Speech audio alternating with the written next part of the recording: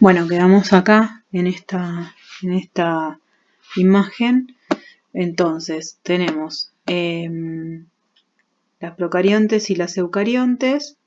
Vamos a hablar ahora de las bacterias. Entonces, son unicelulares, formadas por una única célula, procariontes, por lo tanto va a tener todas estas características. Se van a clasificar morfológicamente, es decir, por su forma, en dos grandes grupos, cocos o bacilos. Los cocos son redonditos y los bacilos alargaditos. Y a su vez, después se utiliza una coloración para definir, según cómo se colorean, las vamos a definir en coco positivo, coco negativo, bacilo positivo, bacilo negativo. En este momento en la cursada no nos interesa mucho esto, simplemente sepan que esto se hace a fines de identificar a la bacteria. Es importante para el diagnóstico. Después yo, cuando terminemos la cursada, les voy a dar un power donde hay un resumen de los distintos grupos de microorganismos, porque esto también es importante. Nosotros ahora vamos a enfocar la materia desde las enfermedades y después tendríamos que ver cada microorganismo qué enfermedades causa según las características que tenga.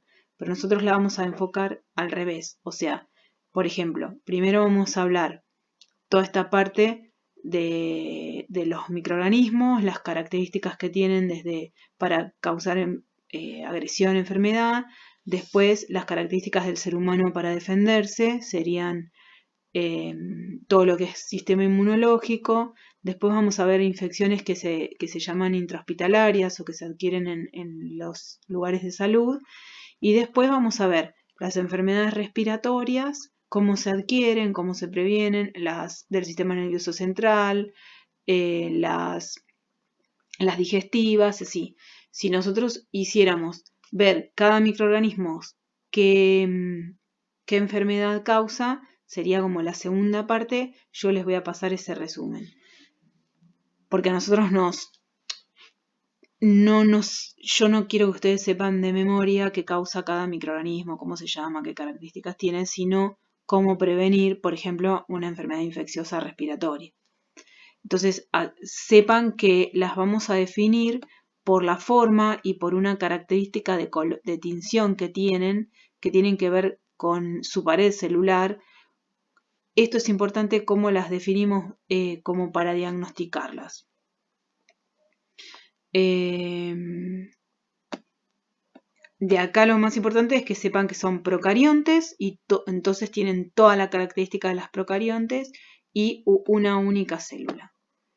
Los hongos son eucariontes, entonces tienen las características de las células eucariontes, que son todas estas. En sus membranas lo que tienen es un ergosterol, que es parecido al colesterol,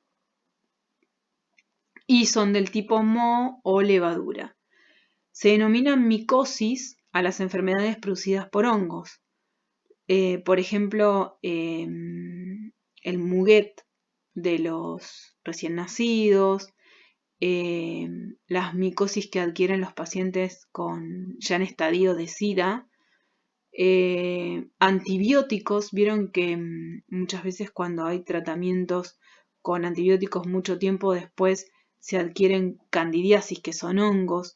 En las prótesis, en los catéteres, se pueden proliferar este tipo de microorganismos. Estas serían las levaduras y estos los mohos. Es por la forma de crecimiento que tiene. La levadura es como una cosita ovaladita que puede tener una yema. En cambio el moho prolifera en lo que se llama hifa. Son esta estructura algodonosa como el moho de la pared o del pan justamente cuando el pan se pudre. Tiene como ese aspecto algodonoso verdoso. Ese es el moho. Es una característica de un tipo de hongo. Es un tipo de hongo. Y las levaduras es otro. Es por por cómo crecen. Los parásitos, que ya dijimos que podían ser unicelulares o microscópicos o ya de centímetros o metros. Cuando hablamos de parasitosis nos vamos a referir a organismos que están perjudicando a otra especie, en nuestro caso al ser humano. El parásito al crecer, por ejemplo, una persona que tiene una parasitosis, ese parásito lo que está haciendo para desarrollarse, crecer, alimentarse, causar daño a la persona que lo está aportando, que se llama hospedero. Esta palabra es importante, empiecen a incorporarla. Hospedero sería, por ejemplo, si uno adquiere una enfermedad infecciosa, es el hospedero de esa enfermedad, es el que porta al patógeno. El parasitismo es una asociación biológica, o sea, son dos especies asociadas distintas, donde el parásito es el ser vivo que puede ser de manera temporal por un tiempo o permanente, va a vivir a expensas del otro, donde el otro se está perjudicando, porque él, para alimentarse y para vivir, está dañando a ese otro que es el hospedero. Nosotros los vamos a diferenciar de los que son bacterias, virus y hongos. También se consideran parásitos porque también están viviendo de otra especie, causándole daño, pero justamente para dividir la disciplina para el estudio.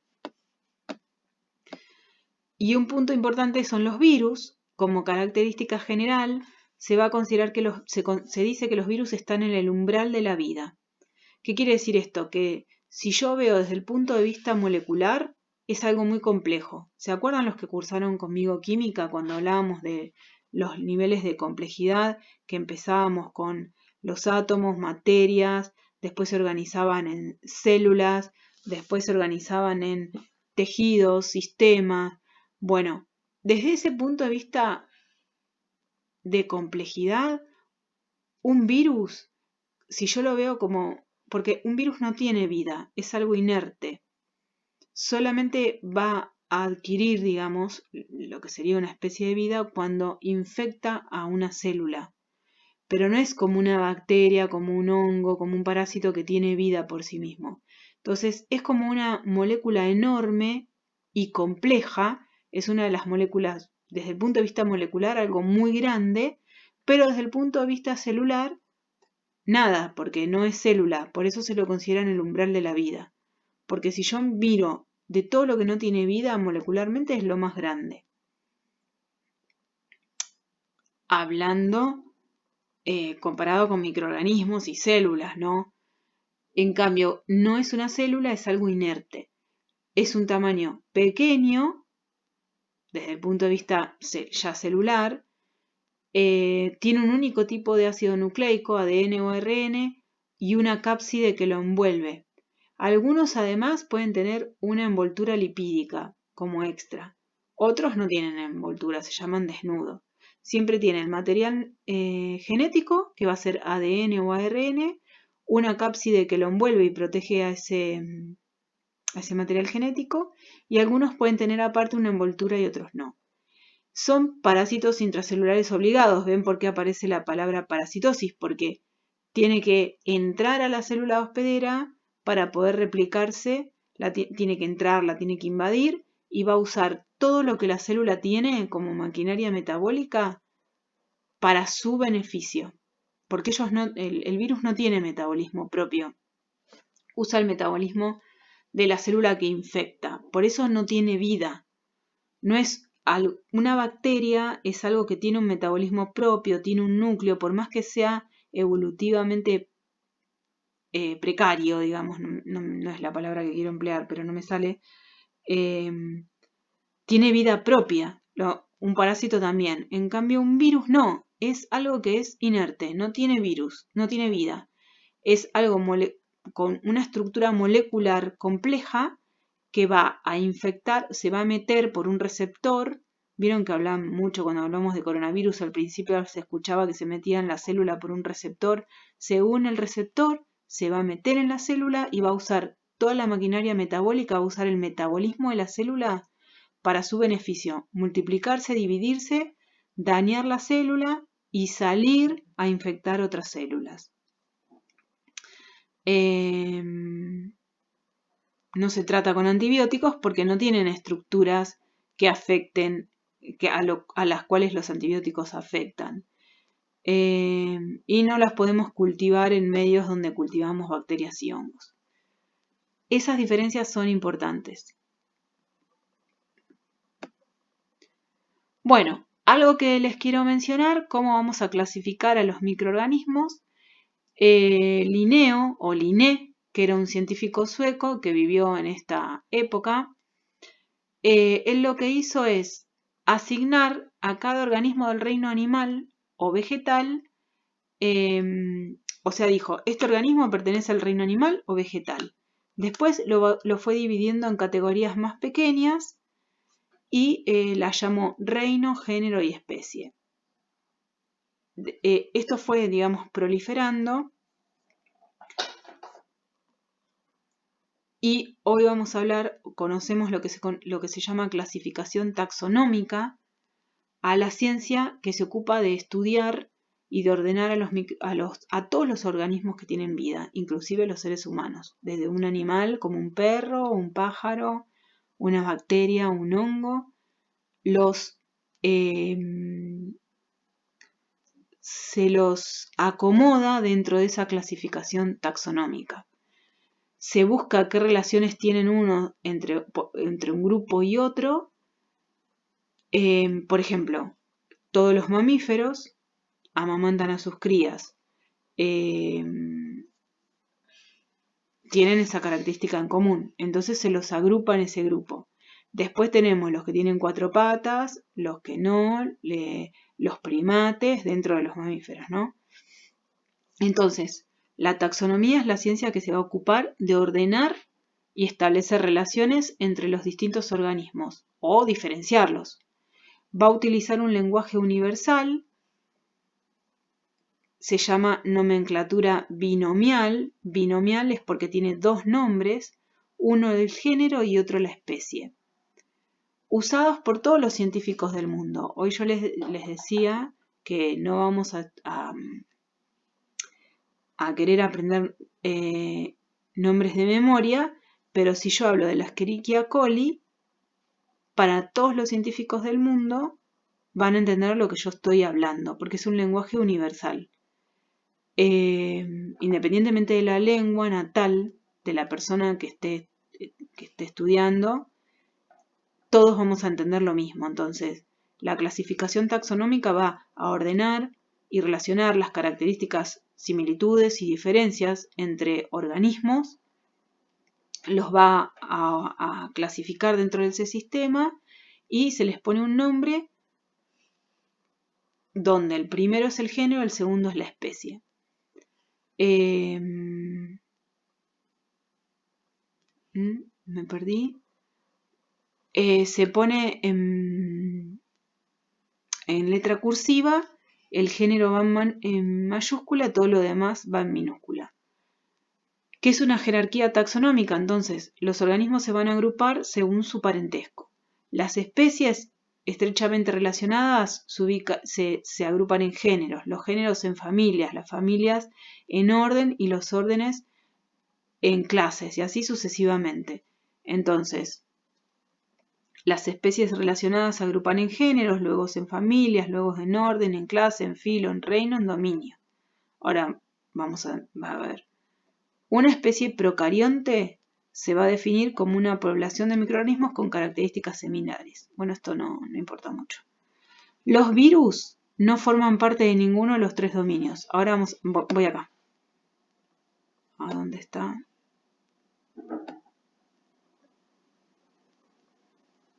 Me parece que saqué.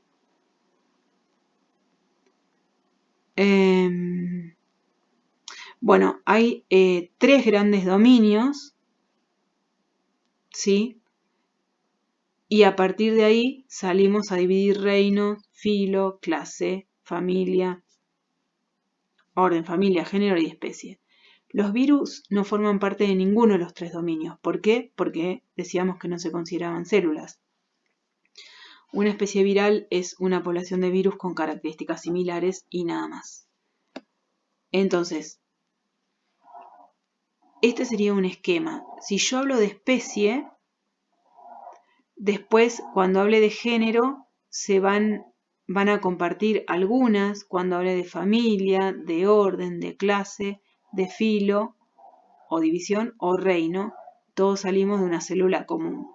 O sea, esa célula común que se fue diferenciando va adquiriendo distintas diferencias y llegamos a tener las distintas especies de la vida en el planeta. Para explicar un poquito más.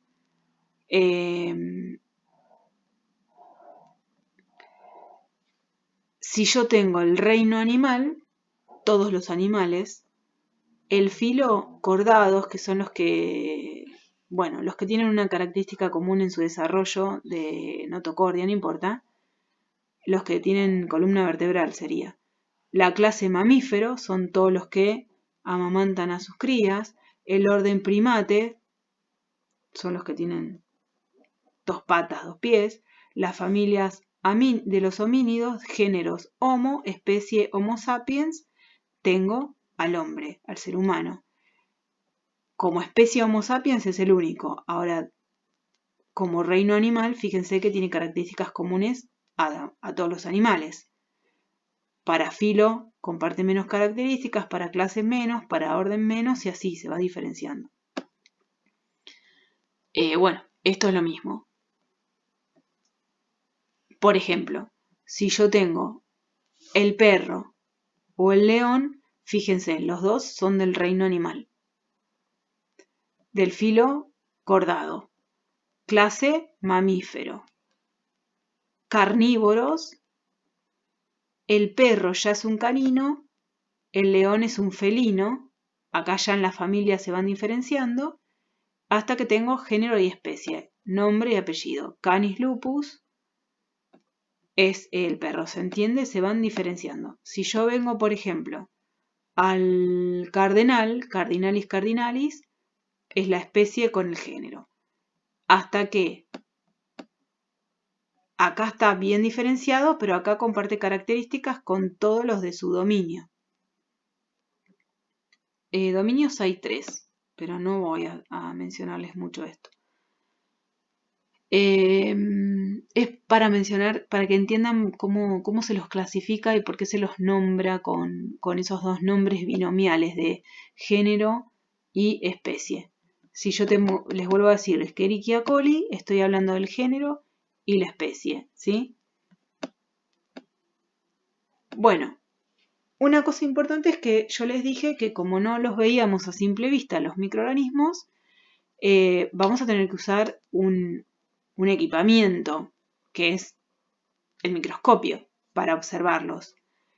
En la modernidad usamos microscopios que aumentan de 10 a miles de veces el tamaño original de la especie que yo estoy observando. Cuando hablabas del comerciante que había hecho esa especie de lupa, eso era algo muy rudimentario, pero tenía tanta precisión en la forma en la que las pulía que le daba mucho aumento.